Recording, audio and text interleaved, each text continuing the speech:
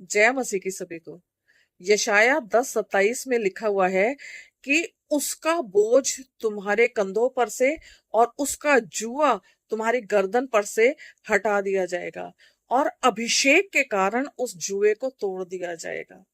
आप जानते हैं, हम लोग एक अलग ही बंधनों में बंधे हुए हैं, उस दुश्मन के बंधनों में। उसने हमें पाप के और मृत्यु के बंधनों में बांध रखा है। एक बोझ जो पाप का है ना, हमारे ऊपर डाल रखा है और हम लोग उस पाप के बोझ से दबे जा रहे हैं। लेकिन परमेश्वर का वचन कहता है कि अभिषेक के कारण न केवल उससे हमें छुटकारा मिलेगा, पर वो जो जुआ है हमेशा के लिए तोड़ दिया जाएगा।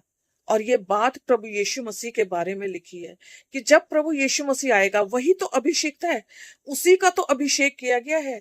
पुराने नियम में भी राजाओं का और याजकों का अभिषेक तेल के द्वारा किया जाता था, जो पवित्र आत्मा को दर्शाता था, परमेश्वर की सामर्थ को दर्शाता था कि ये चुने हुए लोग परमेश्वर का कार्य करने के लिए उसकी सामर्थ से भरे हुए हैं।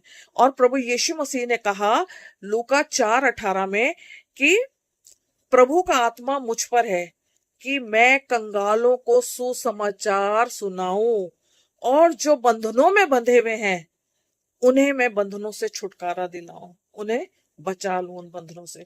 और सचमुच में वही अभिषिक्त यीशु मसीहा, अभिषिक्त का मतलब मसीहा, वो मसीहा जब इस दुनिया में आया उसने आपके और मेरे पाप के बंधनों को तोड़ा, हर प्रकार के बोझ से हमें छुटकारा दिलाया। हम अलग अलग किस्म के बंधनों में बंधे हुए थे, पाप के बंधनों में, किसी बुरी आदत के बंधनों में, किसी एडिक्शन के बंधनों में और भी बहुत सी बुराइयों के बंधनों में हम लोग फंसे हुए थे। हमें कुछ दिखाई नहीं देता था। प्रभु कहता है कि मुझे इसलिए भेजा गया है कि मैं अंधों को उसके बंधन खोलूं कि वो साफ साफ देखने लग जाएं, हमें दिखाई दे कि परमेश्वर क्या चाहता है और हम क्या कर रहे हैं।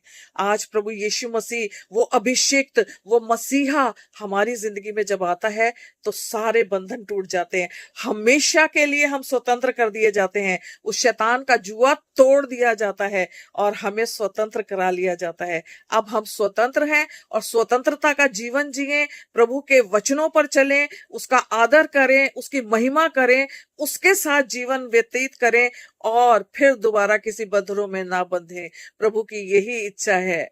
जय मसीह की सभी को।